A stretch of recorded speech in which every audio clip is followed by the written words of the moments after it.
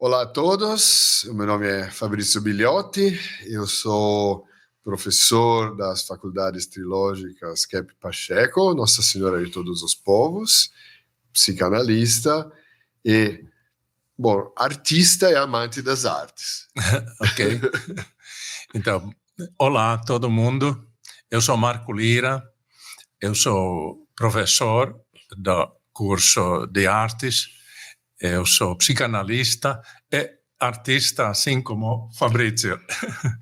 Nós amamos muito as artes, não é, Marco? Amamos várias artes. Várias artes. Não somos arteiros, né? Um pouquinho só. Então, nós estamos aqui hoje para uma live que leva o título também de um curso de extensão que nós temos, que é justamente o autoconhecimento através das artes.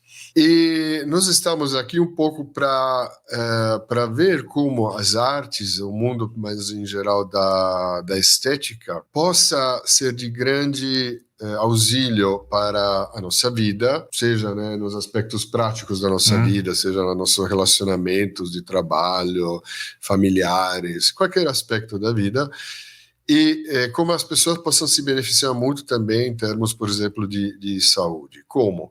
Através do autoconhecimento que as artes são capazes de despertar. Norberto Keppe, que é um cientista no qual nós baseamos as nossas atividades, os nossos cursos, as lives, etc. Ele considera as artes como o elo que existe entre o mundo físico, material, e a transcendência, o mundo espiritual. E como as artes, tendo esse poder altamente terapêutico também, elas permitam esta religação, de religar de uma forma mais consciente o ser humano com esta dimensão mais profunda e mais até bonita, né, da vida. Então, eu poderia acrescentar que a arte tem esse poder de aumentar o nível da nossa vida cotidiana, relacionamentos, nossa capacidade de entender o que é a vida. E sobre Norberto Keppe, que é cientista, eu queria acrescentar que ele também é artista. Ele é pessoa que ama artes, que suporta, apoia as artes e artistas, e traz tudo o que ele escreve para o mundo na maneira muito artística. Então, ele une arte, estética e ciência.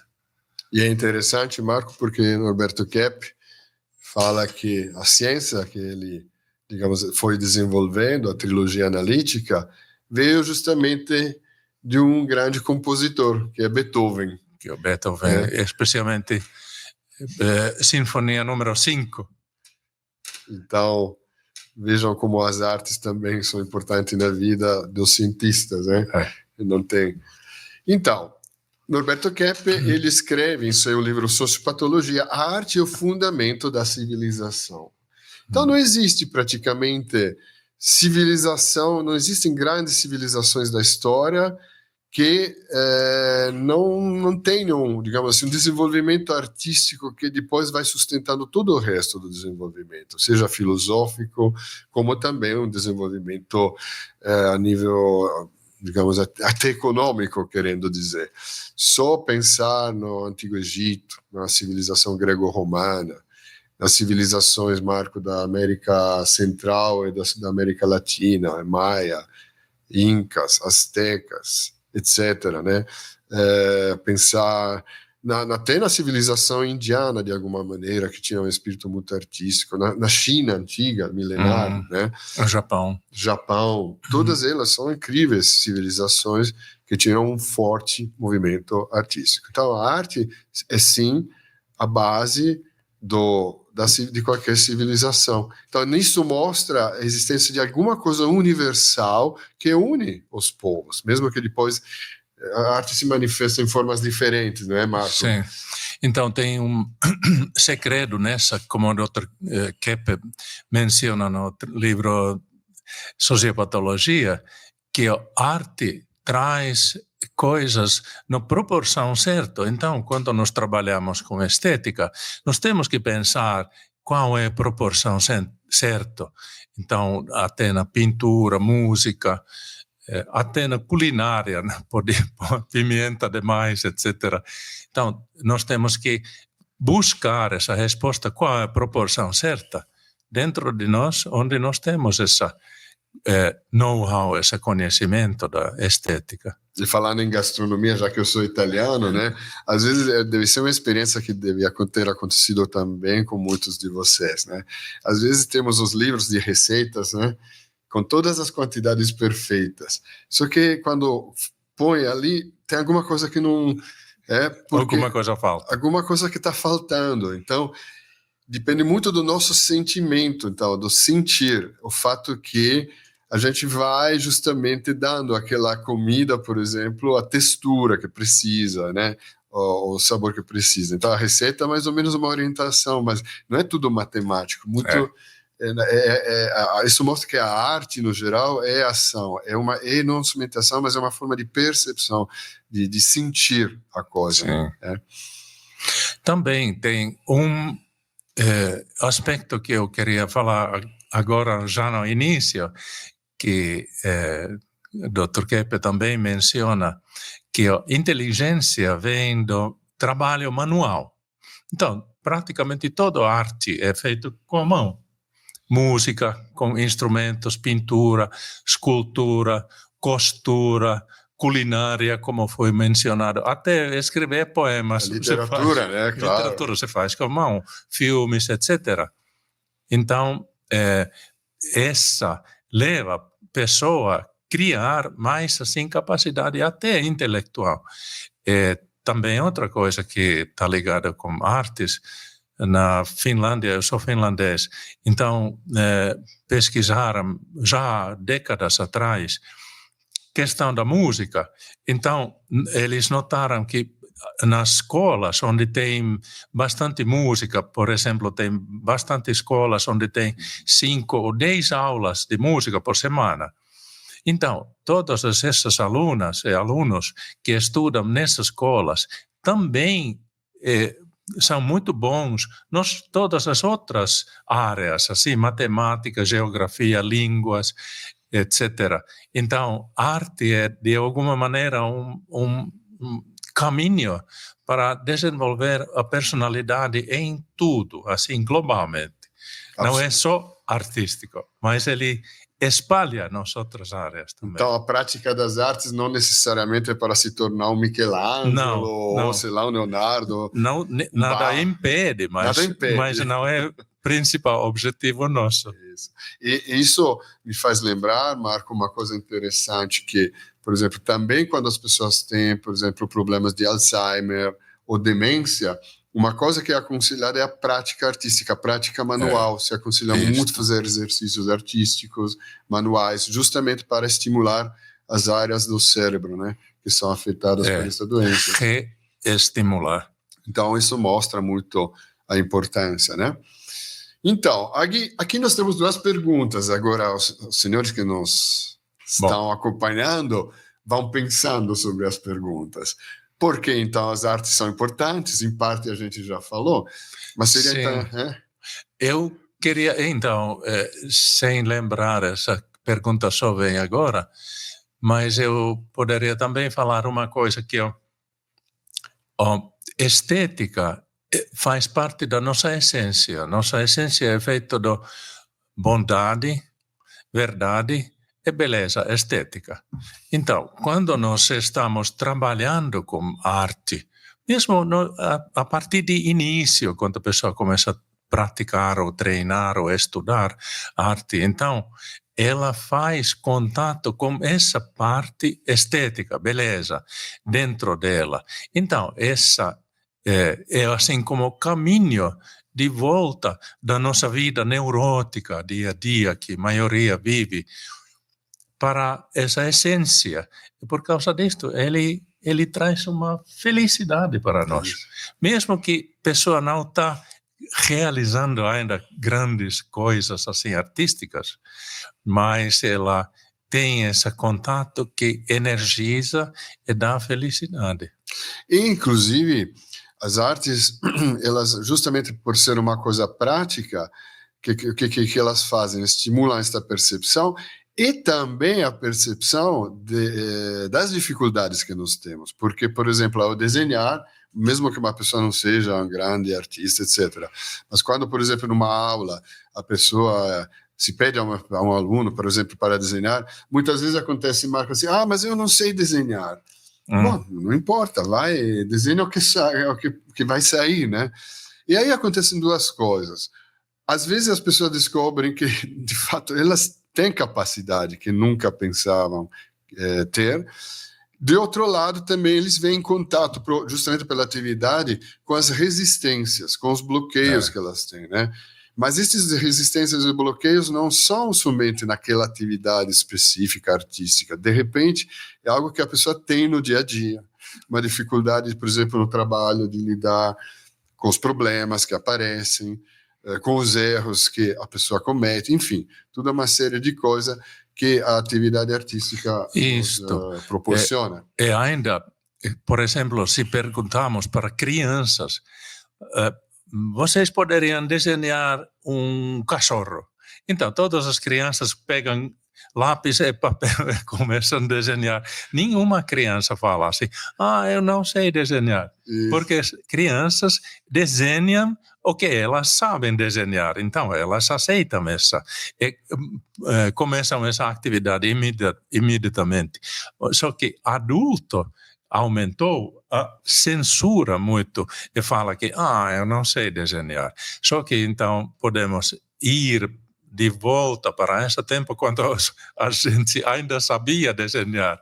Quer dizer, nós podemos também, nesse sentido, fazer contato com o nosso passado, nossa infância, quando nós éramos muito mais felizes, espontâneos. Sem dúvida. E Marco, aí, por exemplo, a gente dá aula também na escola de línguas, né? E a gente vê também no caso das línguas, porque, por exemplo, geralmente uma criança que começa a aprender uma língua aprende super rápido, não fica muito com censura, resistindo. Já o adulto, mas eu não sei falar, mas se eu falo tudo errado. Então, cria muitos empecilhos que, de fato, são esses empecilhos que dificultam o processo de aprendizagem da pessoa. Então, vejam como, por exemplo, esta atitude no fazer artístico também pode ser uma atitude que se reflete em outros aspectos da vida. Isto, com certeza. Então, eu vi uma pesquisa que mostrou que as pessoas que têm alguma prática ou treinamento em qualquer área de arte, eles também têm capacidade de avaliar, por exemplo, na construção, quais são dimensões assim adequadas, quanto material precisa, que eles falaram que é impressionante como pessoas artísticas, quer dizer que têm algum amor para a arte, eles também aplicam essa questão de entender as proporções nas outras áreas, qualquer outra área. Então, já com esses elementos, já temos uma ideia da importância da arte na nossa vida, né? Que aumenta essa interconexão das faculdades internos que nós temos. E aí tem uma segunda pergunta, que assim, é importante para reflexão. Quais são as vantagens então, de conhecer e praticar a arte? Bom, em parte já falamos. Em parte nós falamos. Né? Bom, as vantagens, se conhecendo, é também de poder aplicar e levar esta consciência, esse conhecimento também para outros aspectos da vida. Então, é claro, se a pessoa quer ser artista, seja bem-vinda. Mas não é esse, digamos, o foco das artes como um elemento para justamente se conhecer e, por isso, levar também esse conhecimento, essa sabedoria para outros aspectos da vida.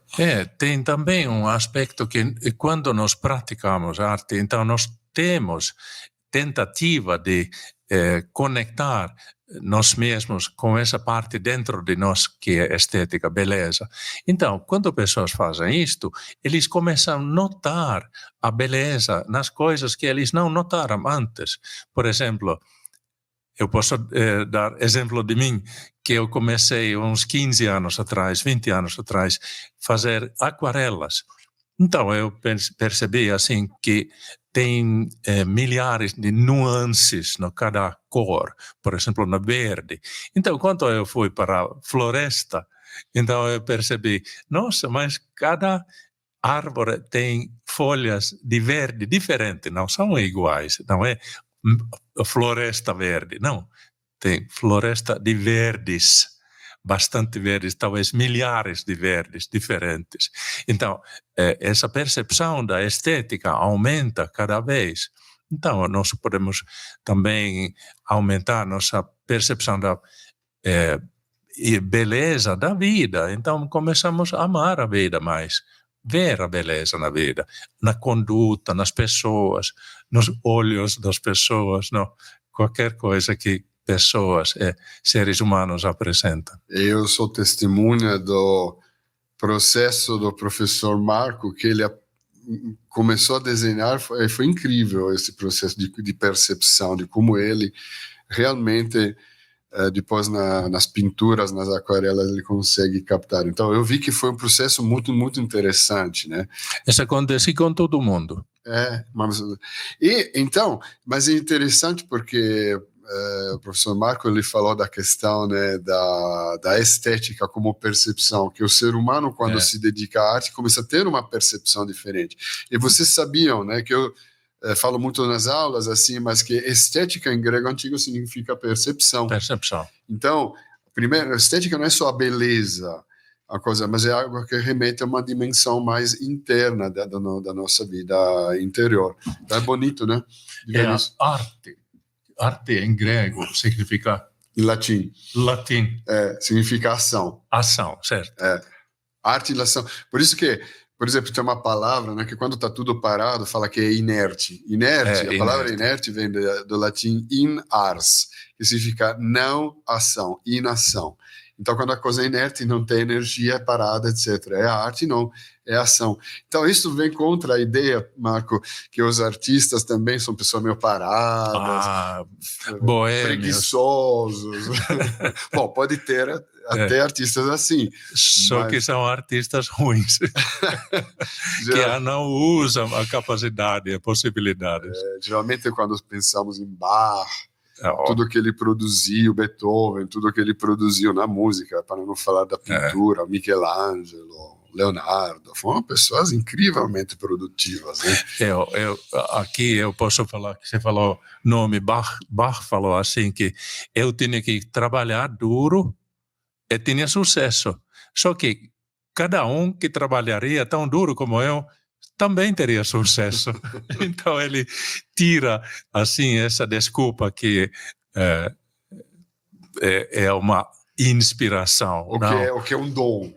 Você tem o dom, por isso que você consegue. Trabalho faz que a pessoa tenha sucesso e progresso. O Michelangelo falava uma coisa parecida. Se as pessoas soubessem quantas vezes eu tive que refazer a mesma coisa para chegar naquele resultado, ninguém me consideraria um gênio. Então, quer dizer que arte é trabalho, trabalho, não é assim, né? Então, o Norberto Keppe fala justamente como a estética é o elemento de cura para as dificuldades psicológicas e sociais. Depois da nossa introdução, acho, professor Marco, que é mais claro como que a estética que proporciona este autoconhecimento possa se tornar realmente um elemento de cura para as dificuldades do indivíduo, as psicológicas, mas também da sociedade, né, nesse sentido. Também. Arte em geral, mesmo indo para concerto, teatro, vendo um filme bom, lendo livro bom, etc., traz assim uma elevação para a vida, para a nossa alma. Então, pessoa que tem alma elevada, então ela é mais produtiva, é mais agradável, assim, como trabalho, nos relacionamentos. Então, é claro que pessoa se desenvolve com arte. E cria em volta dela um ambiente mais harmonioso, né, de trabalho, por exemplo, ou na família, ou seja, como... Então, Marco...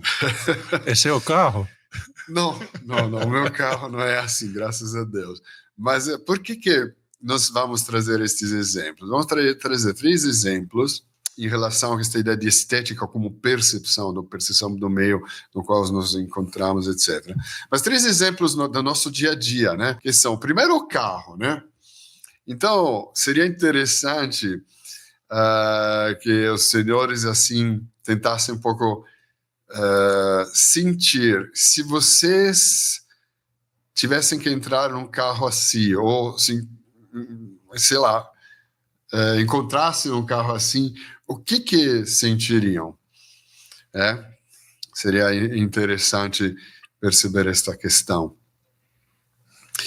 E por quê? Porque tem pessoas que têm carro assim. Eu lembro uma vez uma aluna, durante uma aula, falou: meu Deus do céu, meu carro é uma sapateira, tem um sapato de todo lado, é uma bagunça total. E foi engraçado porque ela tirou a foto do carro, né, como era, depois, semana seguinte, ela arrumou o carro e falou: olha, então, como foi arrumado, ficou tudo limpo, etc. Então, essa questão da estética como percepção. Porque, por exemplo, na bagunça, como acontece nesse caso, né, a gente sabe que também é uma expressão um pouco do nosso interior, mas que na bagunça a pessoa acostuma com aquilo, a pessoa acaba não percebendo mais, né? Isto, até que pergunta, cadê a minha carteira? Ou onde que eu coloquei as chaves, etc. Então, porque vivendo antiesteticamente também causa problemas. Isso, tem consequências práticas. Pessoas estão nervosas, irritadas, sem perceber que eles não estão mantendo a estética. E aí tem pessoas que, pelo contrário, falam: não, mas eu me encontro bem na minha bagunça. Não, será mesmo que se encontra bem na bagunça? Eles chamam essa bagunça bem organizada. E aqui, claramente, para fazer um pouco o contraste, é outro tipo de carro, né? Então, agora, fazendo a comparação com o outro, claro, um carro mais antigo, daqueles antigos com aquele painel meio, acho que de madeira, tudo bonito, estético. Mas isso, acho que está, transmitindo um pouco uma sensação, talvez, que todos nós deveríamos sentir de paz, né? De tranquilidade, até de uma certa beleza. Pronto para viajar. Pronto para viajar, né? Com outro carro, não, pronto para correr de um lugar para outro. Pronto para limpar. Para limpar, né? Outra situação é a casa, né? Aqui nós temos um ambiente, como podemos ver, muito bagunçado, né? Então, mesma coisa, se vocês entrassem, por exemplo, no apartamento, na casa de uma pessoa que tem um ambiente assim, e se os senhores observarem melhor os detalhes, vocês estão vendo que não é uma casa de uma pessoa humilde, é uma casa de uma pessoa que, de repente, tem até uma certa... Caos, com certeza, uma certa condição, digamos, econômica, mas porque, digamos, a bagunça não depende do nível econômico da pessoa, depende do que a pessoa é. Então, ela se revela muito nesses detalhes, nessas questões, né? E como que é, por exemplo, um ambiente mais harmônico. Esta imagem tem umas peculiaridades, né, professor Marco, muito interessantes. Você também, senhores que estão nos ouvindo e nos assistindo, perceberem, acho que percebem mais a harmonia, as cores, a combinação, a disposição dos objetos, etc., uma certa ordem. Tem uma dialética de cores, vermelho e branco, assim, 3 almofados, 3 lâmpadas. Mas tem um detalhe, professor Marco, que se a gente não for observando, talvez escapa, né? Se nós, por exemplo, observarmos a poltrona à direita e a poltrona à esquerda, o estilo da mesinha de centro, do sofá e dos móveis lá atrás, num estilo parece que não combina com o outro, né? Que são estilos totalmente diferentes. Poltrona de Vime, como a poltrona normal, outro sofá, mas está tudo em harmonia, vocês percebem? Tudo. Então, isso que mostra que, digamos, até para decorar uma casa não é necessariamente ter as peças todas do mesmo jeito, não. Mas é como a pessoa combina. E essa combinação é a expressão também da pessoa, do equilíbrio, da harmonia da pessoa. Então, vejam como também no nosso dia a dia, a forma que a gente organiza a casa mostra muito da nossa personalidade, né? Podemos imaginar sentar nessa sala, já acalma a pessoa fica mais em si, não tem essas estimulantes que causam nervosismo, como nessa bagunça anterior. Isso é uma questão energética, porque inclusive muitos estudos mostram como formar quebradas, assim, ou a bagunça não permite que a energia flua no ambiente como deveria, né? Pesquisas mostram até que pessoas que moram no ambiente esteticamente agradável, nas cidades bonitas, elas preservam a cidade, elas não jogam lixo na rua, mas nos bairros onde não tem estética, que são feias, pessoas não cuidam, não querem investir nada, não investir na escola, nem em nada. E o tempo todo estão pensando, eu vou sair daqui imediatamente quando posso. Então isso mostra, né, como que a estética realmente ajuda no equilíbrio psíquico, psicológico e social. Como em São Paulo, né, o exemplo do metrô, né, quando quebra uma coisa já é substituída por aqui, a pessoa, o primeiro que quebra é o primeiro que quebra, mas porque para que não tenha outro, porque uma vez que um começa, outros vão atrás, vão quebrando. Também tem aquela teoria das janelas quebradas, né? Do prédio, que a pessoa começa quebrando uma janela, depois vão outros quebrando as outras, né? Então, se você faz esta manutenção, então esta manutenção é uma ação de manter, então está muito ligado à questão da estética, do equilíbrio, né? Ligado com o nosso interior, de manutenção do equilíbrio interno, psíquico, bem-estar, energia, capacidade de trabalhar, amar. Escritório, é a terceira. Então, mesma coisa, né? Não vamos nos prolongar demais, mas assim, a mesma coisa. Uma mesa assim, né? De escritório. Mas eu sei exatamente onde está tudo. E não é bem assim, porque aí depois aquela folha que se perde no meio das outras folhas. Cadê? Mas eu sei que estava aí, mas não... Imagina que sabe. Imagina que sabe, né? E de repente aquele café que derruba em cima da folha. Né? Lá. Isso não acontece nunca comigo, mas... mas pode acontecer com alguém outro. E um escritório bem organizado, né? Como a pessoa se sente para trabalhar limpo, etc. Né? Então, mesmas coisas. A forma que a gente cuida ou não da casa, do carro, do escritório, reflete muito da personalidade. Então, é algo que é importante perceber.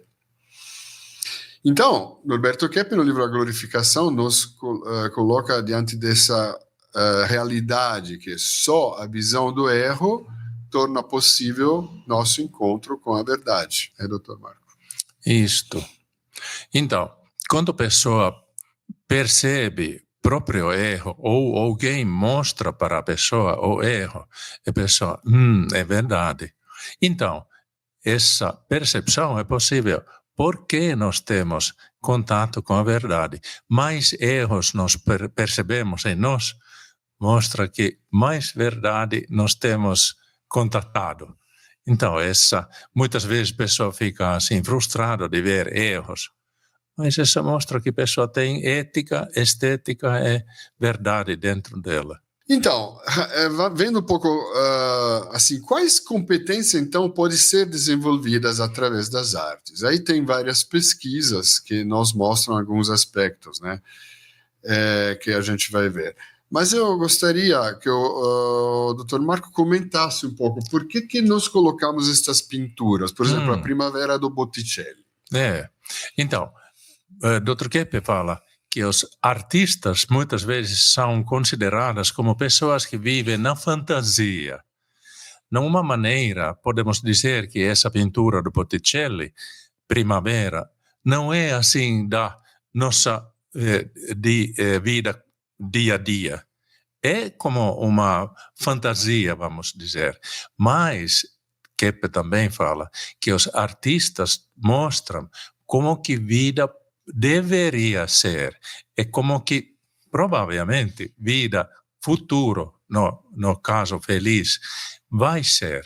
Então, artistas têm essa sensibilidade de ver a beleza da vida.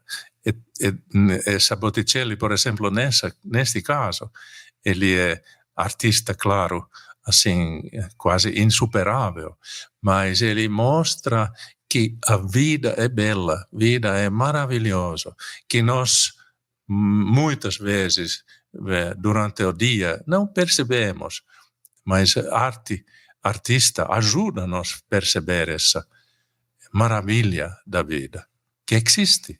Vida é um presente de Deus para nós.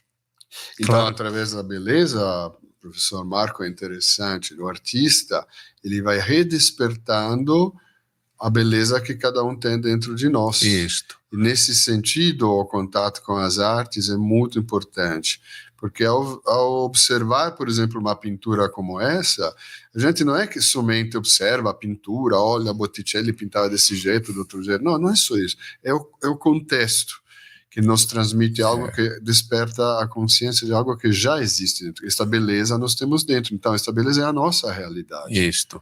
É também que quando nós podemos perceber a beleza da pintura, então nós estamos como utilizando, treinando nosso interior para captar essa beleza. Então é assim como dialética entre nós e pintura.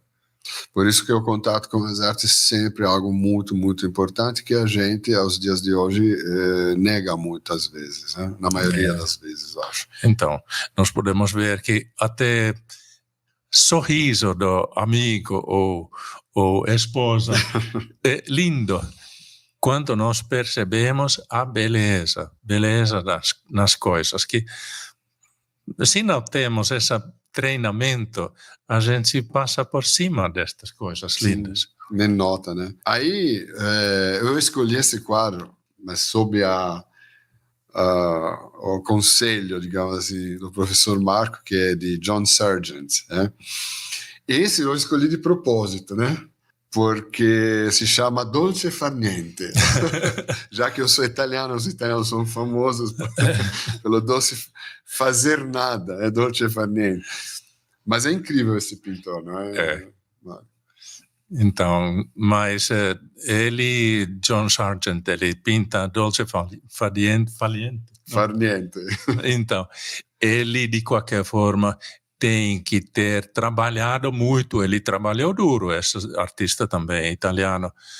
Então, fez, eu não sei se ele fez 400 pinturas, mas muito trabalho para captar uma coisa assim, simbólico, nada assim exato, mas a gente se sente ambiente.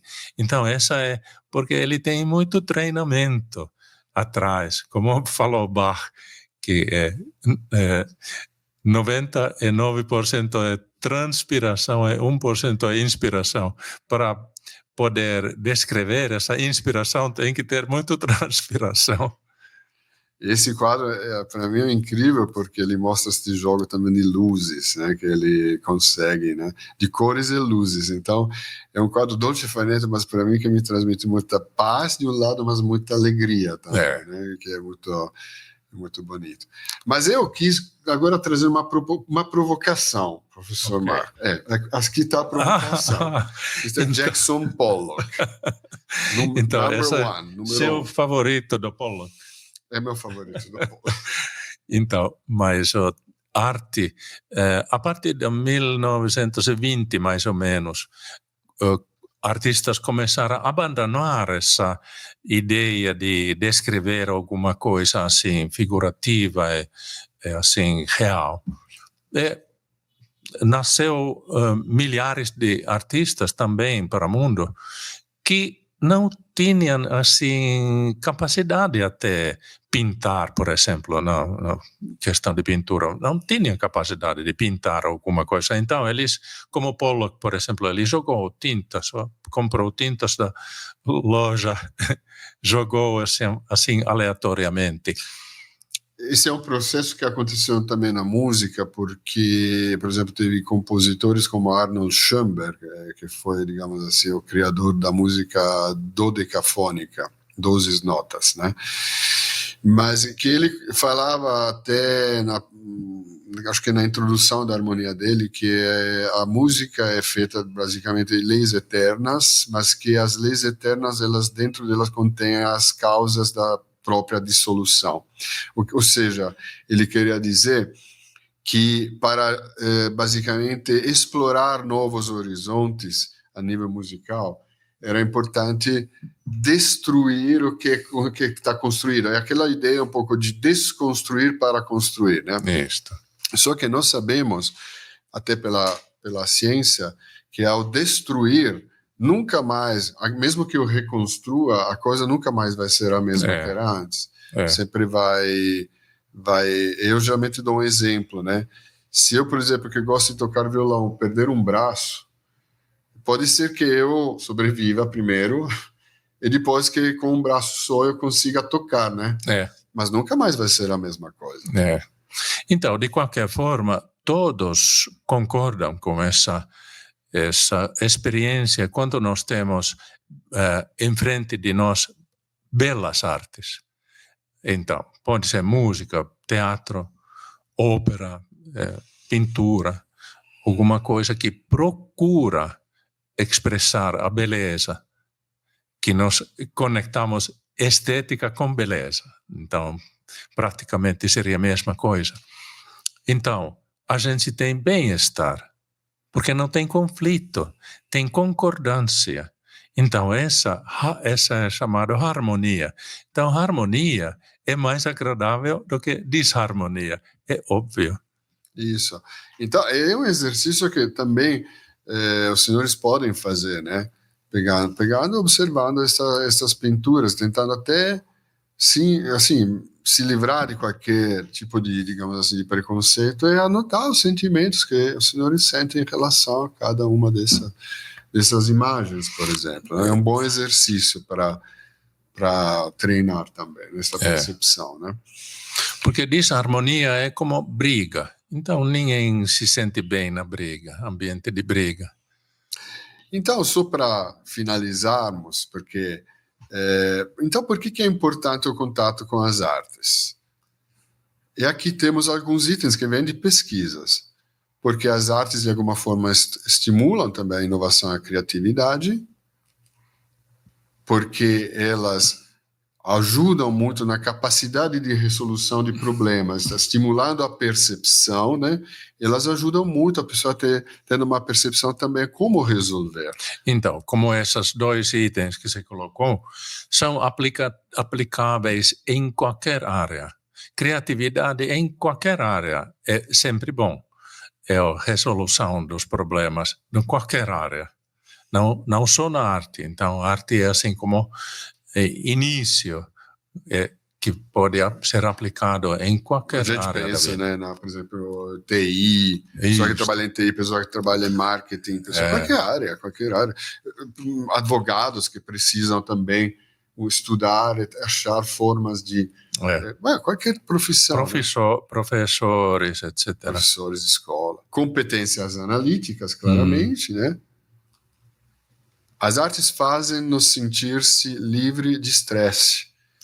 Isso é muito importante, porque a gente, às vezes, né, doutor Marco, né, a gente percebe, às vezes, que vive num estresse, uma tensão contínua, né? Isto é assim que nós procuramos, assim, pessoas procuram correr,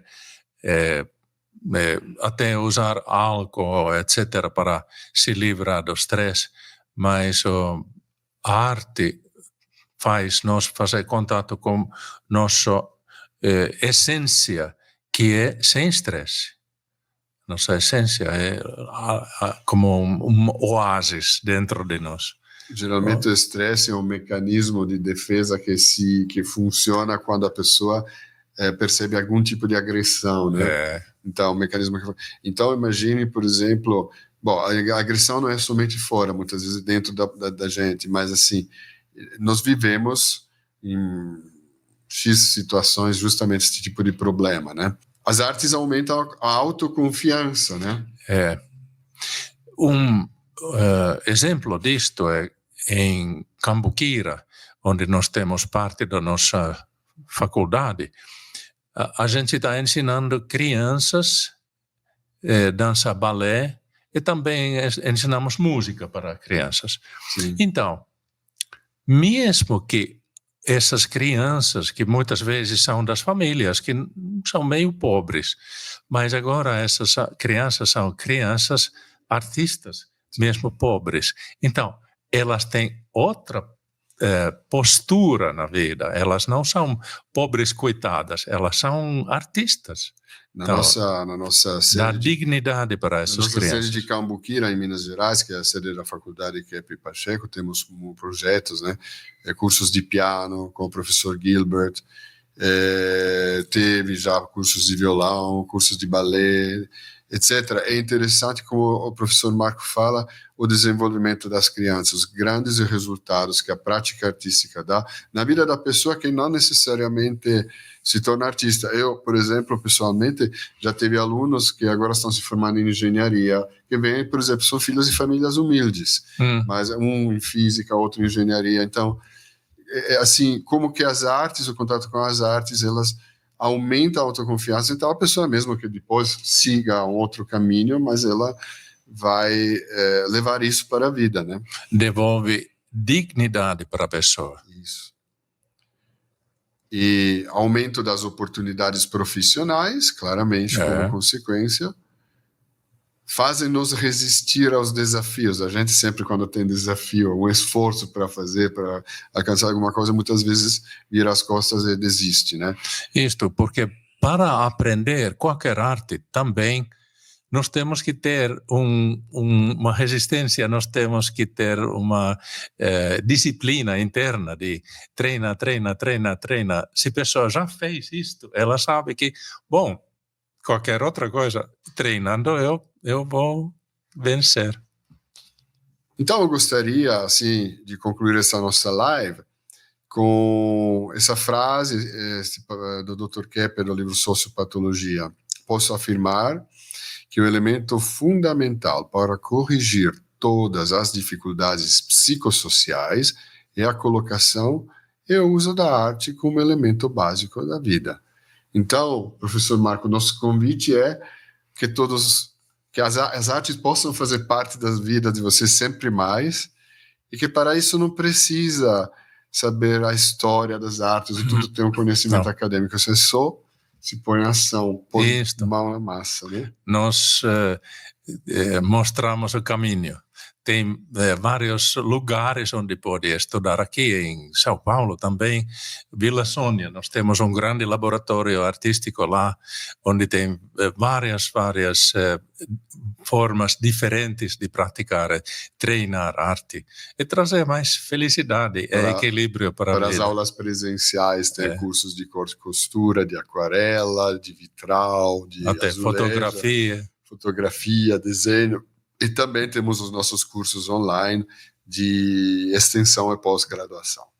Então, bom, boas artes a todos e espero de vê-los logo nos nossos cursos e, enfim, e que de alguma forma as artes façam parte cada vez mais da vida de vocês. Bem-vindos. Bem-vindos. Tchau, tchau. Tchau. As faculdades trilógicas Kepp Pacheco e Nossa Senhora de Todos os Povos levam o nome trilógicas porque nós trabalhamos com o trino: teologia, filosofia e ciência, com sentimento, pensamento e ação.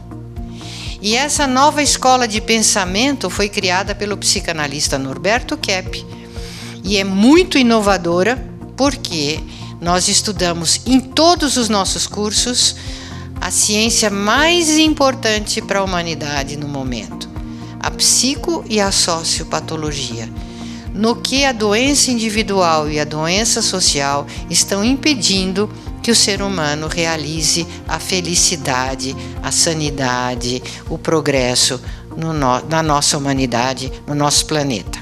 Então, seja você também um aluno que vai ser um agente de transformação psicossocial na nossa Terra.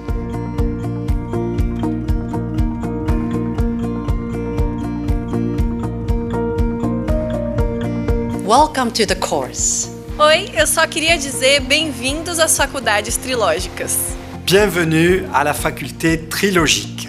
Eu espero que você se inspire com nossos cursos, que utilizam o método psicolinguístico terapêutico de Norberto Keppe.